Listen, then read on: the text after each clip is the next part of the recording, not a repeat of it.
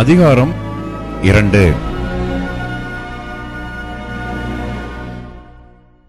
என் பிள்ளைகளே, நீங்கள் பாவம் செய்யாதபடிக்கு இவைகளை உங்களுக்கு எழுதுகிறேன். ஒருவன் பாவம் செய்வானானால் நீதிபரராய் இருக்கிற இயேசு கிறிஸ்து நமக்காக பிதாவினிடத்தில் பரிந்து பேசுகிறவராய் இருக்கிறார். நம்முடைய பாவங்களை நிவர்த்தி செய்கிற கிருபாதார பலி அவரே. நம்முடைய பாவங்களை மாத்திரம் அல்ல, சர்வலோகத்தின் பாவங்களையும் நிவர்த்தி செய்கிற பலியாய் இருக்கிறார். அவருடைய கற்பனைகளை நாம் கைக்கொள்ளுகிறவர்களானால் அவரை அறிந்திருக்கிறோம் என்பதை அதனால் அறிவோம்.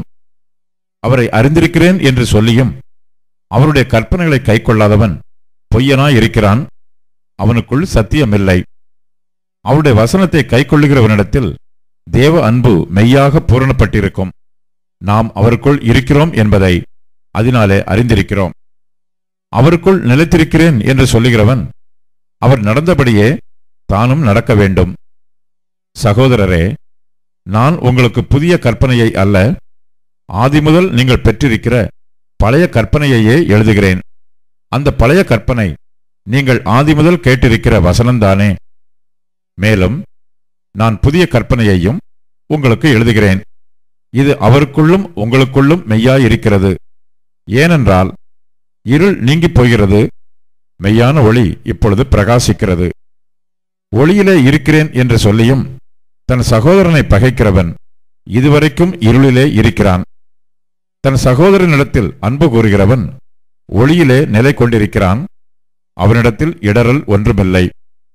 தன் சகோதரனை பகைக்கிறவன் இருளிலே இருந்து இருளிலே நடக்கிறான்.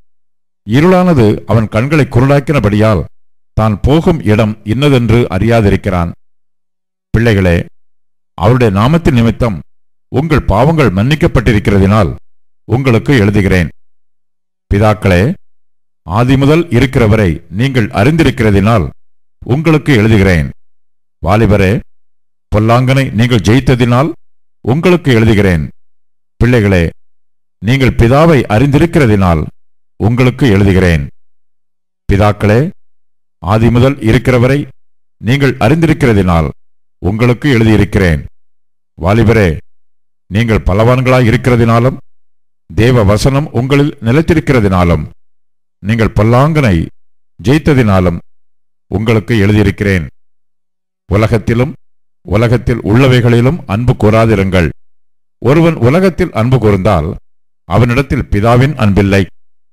ஏனெனில் மாம்சத்தின் இச்சையும் கண்களின் இச்சையும் ஜீவனத்தின் பெருமையுமாகிய உலகத்தில் உள்ளவைகளெல்லாம் பிதாவினால் உண்டானவைகள் அல்ல, அவைகள் உலகத்தினால் உண்டானவைகள். உலகமும் அதன் இச்சையும் ஒளிந்து போம். தேவனுடைய சித்தத்தின்படி செய்கிறவனோ என்றென்றைக்கும் நிலைத்திருப்பான். பிள்ளைகளே, இது கடைசி காலமாய் இருக்கிறது. அந்திக்கிறிஸ்து வருகிறான் என்று நீங்கள் கேள்விப்பட்டபடி இப்பொழுதும் அநேக அந்திக்கிறிஸ்துகள் இருக்கிறார்கள். அதனாலே இது கடைசி காலம் என்று அறிகிறோம். அவர்கள் நம்மை விட்டு பிரிந்து போனார்கள், ஆகிலும் அவர்கள் நம்முடையவர்களாய் இருக்கவில்லை. நம்முடையவர்களாய் இருந்தார்களானால் நம்முடனே நிலைத்திருப்பார்களே. எல்லாரும் நம்முடையவர்கள் அல்லவென்று வெளியாகும்படிக்கே பிரிந்து போனார்கள். நீங்கள் பரிசுத்தராலே அபிஷேகம் பெற்று சகலத்தையும் அறிந்திருக்கிறீர்கள். சத்தியத்தை நீங்கள் அறியாததினால் அல்ல, நீங்கள் சத்தியத்தை அறிந்திருக்கிறதினாலும் சத்தியத்தினால் ஒரு பொய்யும் உண்டாயிராதென்பதை நீங்கள் அறிந்திருக்கிறதினாலும் உங்களுக்கு எழுதியிருக்கிறேன். இயேசுவை கிறிஸ்து அல்ல என்று மறுதலிக்கிறவனே அல்லாமல் வேறே யார் பொய்யன்? பிதாவையும் குமாரனையும் மறுதலிக்கிறவனே அந்தி கிறிஸ்து. குமாரனை மறுதலிக்கிறவன் பிதாவை உடையவன் அல்ல, குமாரனை அறிக்கையிடுகிறவன் பிதாவையும் உடையவனாயிருக்கிறான். ஆகையால் ஆதிமுதல் நீங்கள் கேள்விப்பட்டது உங்களில் நிலைத்திருக்க கடவது. ஆதிமுதல் நீங்கள் கேள்விப்பட்டது உங்களில் நிலைத்திருந்தால் நீங்களும் குமாரனிலும் பிதாவிலும் நிலைத்திருப்பீர்கள். நித்திய ஜீவனை அளிப்பேன் என்பதே அவர் நமக்கு செய்த வாக்குத்தத்தம். உங்களை வஞ்சிக்கிறவர்களை குறித்து இவைகளை உங்களுக்கு எழுதியிருக்கிறேன்.